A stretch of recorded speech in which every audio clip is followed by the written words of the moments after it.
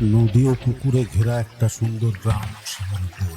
নদী আর পুকুরের আশীর্বাদে এই গ্রাম মাছের স্বর্গে পরিণত হয়েছে। এই গ্রামের বেশিরভাগ মানুষের জীবিকা নির্বাহ হয় মৎস্য শিকার করেই। কিন্তু সেই শ্যামলপুর গ্রামে নেমে এলো এক অলৌকিক অভিশাপ। আমি তো সেই শাকচুন্নি। নাম শুনেছ কারা? মাছের খোঁজে ঘুরে বেড়ায় একলা দিশেহারা। নদীর ধারে পুকুর পাড়ে থাকি পাতার ফাঁকে। গন্ধ পেলে ছুটে আসি আর ছো মারি মাছটাকে।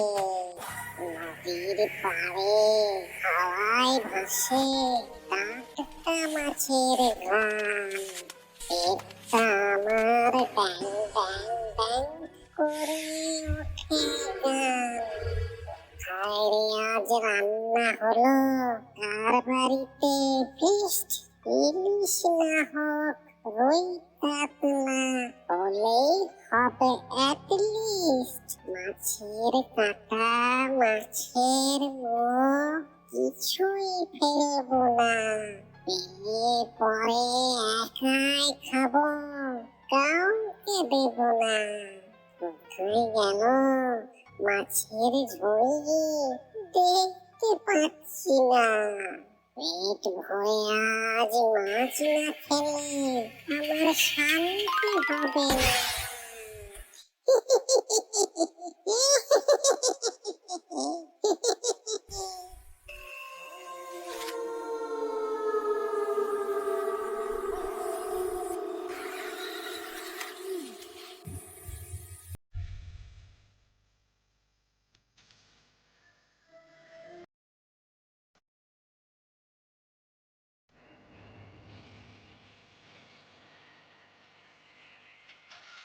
এ কি রাতে রাখা মাছগুলো গেল কোথায়?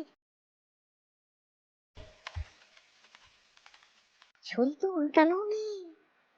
শান্ত হও সুধা, হয়তো কুকুর বা শেয়াল হবে। আজ ভালো করে পাহারা দেব।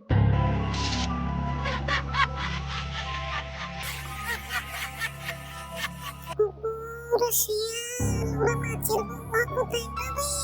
মাছের গন্ধ পেলে হাত তো লম্বা হবে।